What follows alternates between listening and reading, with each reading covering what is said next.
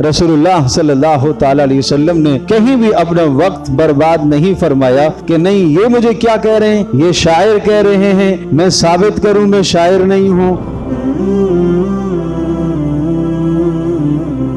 दूसरा उसूल रसूलुल्लाह सल्लल्लाहु ताला अलैहि वसल्लम का ये था, आप अलैहिस्सलातु वस्सलाम ने हमेशा अमल से जवाब दिया, रद्द अमल से जवाब नहीं दिया। कुरैश ने आपके खिलाफ क्या कुछ मंसूबे बनाए, आप अलैहिस्सलाम ने उनके किसी भी मंसूबे का जवाब नहीं दिया। आप अलैहिस्सलाम अपनी मेहनत जारी रखे रहे, आप अपनी मेहनत में लगे रहे। आप अलैहिस्सलाम ने उन बातों की परवाह नहीं की। क्यों? जिस शख्स की मंजिल बड़ी होती है, किसी मकसद और हदफ पर उसको पहुंचना होता है और उसे अपनी कौम को किसी मकसद और हदफ तक पहुंचाना होता है, वो इन छोटी छोटी बातों से उलझता नहीं, वो उलझ कर अपना वक्त जाया नहीं करता। रसूलुल्लाह सल्लल्लाहु ताला अलैहि वसल्लम ने कहीं भी अपना वक्त बर्बाद नहीं फरमाया कि नहीं ये मुझे क्या कह रहे हैं, ये शायर कह रहे हैं, मैं साबित करूं मैं शायर नहीं हूं। ये मजनून कह रहे हैं, मैं साबित करूं कि मैं मजनून नहीं हूं। ये जनाब दीवाना कह रहे हैं, मैं साबित करूं कि मैं दीवाना नहीं हूं। ये काहिन कह रहे हैं,